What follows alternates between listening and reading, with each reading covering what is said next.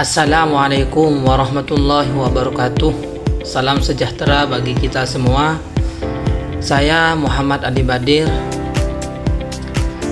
alamat Kertekenadaya Kadur Pamekasan.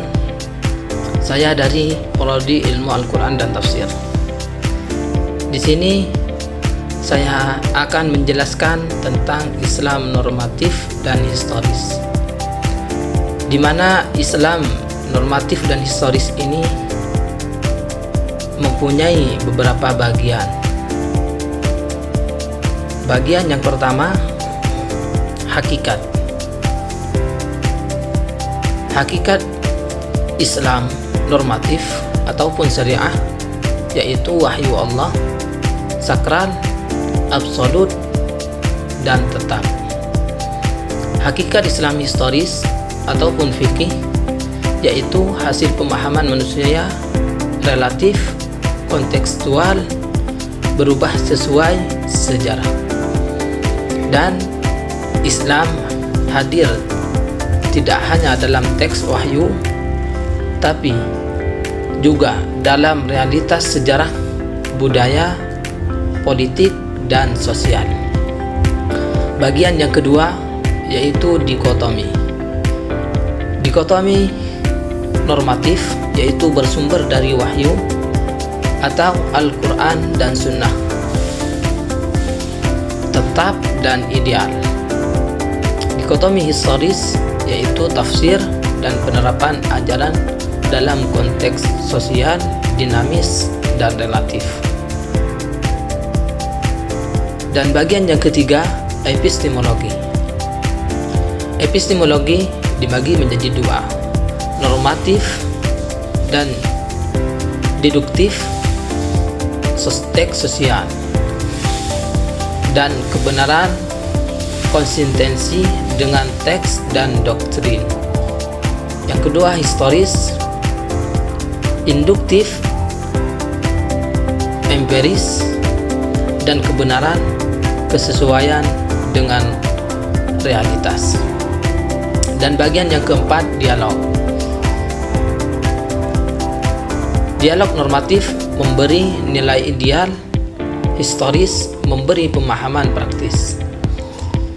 Integrasi teks dan konteks diperlukan agar Islam relevan, inklusif, dan solutif, atau gagasan Amin Abdullah integratif, interkonektif. Dan bagian yang kelima, sejarah.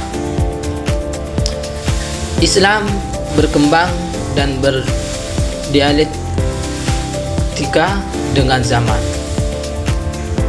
Dan Ibnu Khaldun yaitu peradaban mengalami siklus maju mundur bisa dipahami secara ilmiah. Bagian yang keenam, relasi. Relasi iman atau keyakinan, Islam praktis syariah, ihsan atau spiritualitas. Tiga dimensi ini menyatukan normatif, wahyu atau historis, realitis. Bagian yang ketujuh, spiritualitas, yaitu tingkatan ibadah karena khauf atau takut kepada siksa Allah,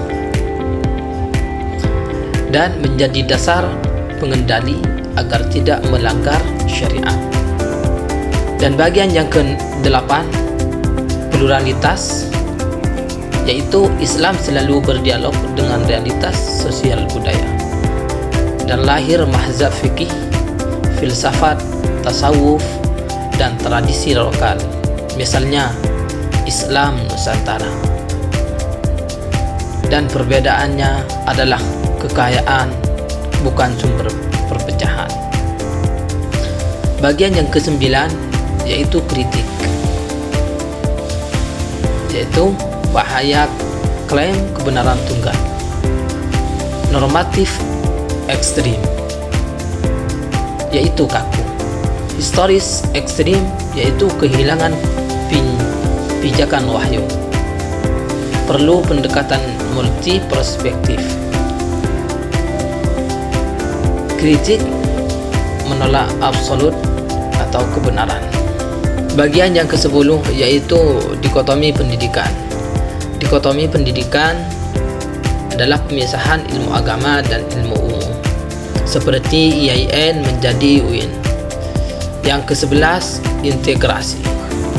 Amin Abdullah membagi menjadi 3 bagian, yaitu integrasi teks atau hadarat al-nas, yang kedua ilmu empiris atau hadarat al-ain, dan yang ketiga filsafat etis atau hadarat al-falsafah. Dan bagian yang ke-12 yaitu transformasi. Pendidikan Islam harus transformatif, bukan sekedar indoktrinasi, dan mempunyai kesadaran kritis.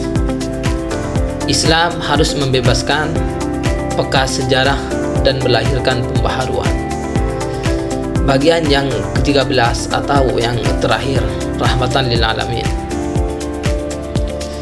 Puncak dan iterasi normatif dan historis. Islam hadir sebagai agama inklusif, humanis, transformatif, dan membawa keadilan sosial serta perdamaian.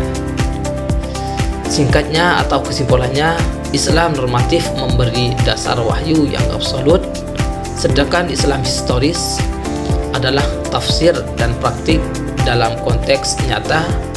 Keduanya perlu dipadukan agar Islam tetap relevan, kritis, dan rahmatan lil alamin. Mungkin hanya ini yang dapat saya sampaikan.